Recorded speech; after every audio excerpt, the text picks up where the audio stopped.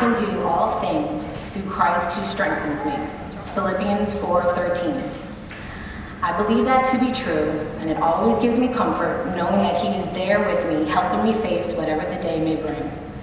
I recently made a promise to God that if he put something on my heart for me to do or say, I was going to do it. My exact words were, God, whatever you say, I'm all in. He's been calling me on it ever since. Whether it be to stop and send a card or a text to someone that I'm thinking about instead of saying I'll get to it later, or bringing a meal to a family that is enjoying their new baby, or one that is just making it through a difficult time when I don't necessarily have extra time. But God has been speaking to me through my heart, and I have been listening. I'm a member of the local MOPS group, Mothers of Preschoolers, and every year we have a new theme that we focus on throughout our year to help us grow as women, mothers, and community members. This year's theme is to be you bravely, and it concentrates on finding the courage and strength to get through and over those obstacles in life that frighten or hinder us.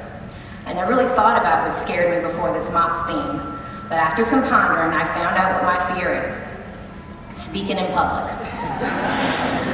Right now, I'm nervous and my heart is beating fast, and it has taken all of God's strength and my courage to be up here.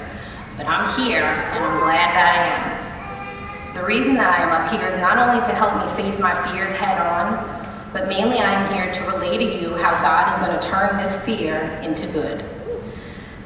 A few weeks ago, I was sitting in my halfway home Sunday school class right here at St. Paul's United Methodist Church in Ocean Springs, and was listening to the praises and prayer requests of various members, when one of them, Mrs. Brenda Freeman, particularly caught my heart's attention. She was recapping her daughter Brandy and her son-in-law Wesley's recent fundraising endeavor for their autistic son Matthew to help cover the cost of bringing home his service dog from a training facility in Ohio, where they have been training the dog for almost a year to assist Matthew with his special needs. And while the event wasn't necessarily a financial success, God had made it a success by allowing them to reach other people with autistic children. I remember thinking how somebody should do more to help that family, and that's when God tapped me on my heart and said, so what are you going to do about it? I thought, I don't know. What can I do? Well, I didn't know what I could do, but I could do something. And then it hit me. I can use the very thing that I was struggling with in my own life, my fear, to help someone else.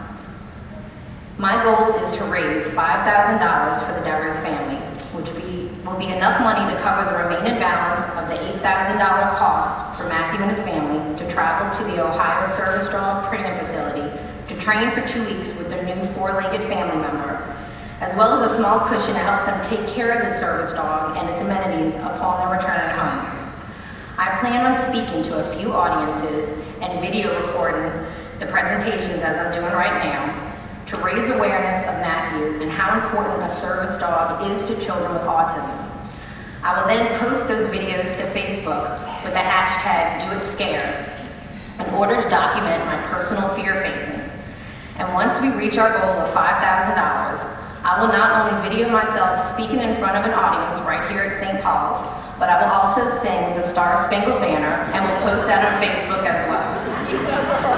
Now, I mean no disrespect to our national anthem, and regardless of what it sounds like, I will be trying my best when I sing it.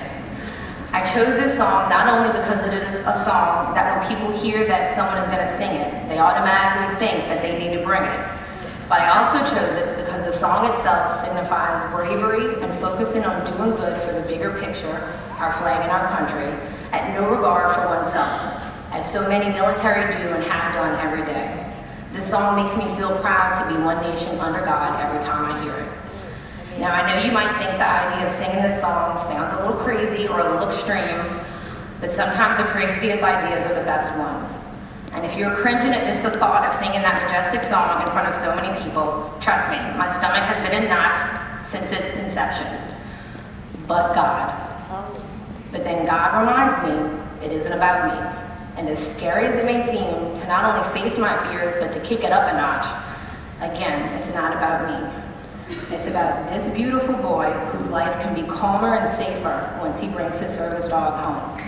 It's about his family who can maybe have just a few months to breathe and to adapt to their new family member and not have to worry about the next expense that needs to be covered. It's about doing something for someone else that makes their life better, no matter what the cost is for yourself. That's the promise I made to God months ago, that if He wanted to use me to bless someone else, I was not going to stand in His way. No matter how scary or inconvenient or small I think an act of service that He wants me to do is, it isn't about me. It's about God working through me to give somebody else what they need and have possibly been praying for. If you feel led to donate to our cause, please visit our website at www.forpauseformatthew.org. And if you are led to face any fears or hindrances that have been holding you back, please feel free to post a picture or video to Facebook with the hashtag #DoItScared on the post.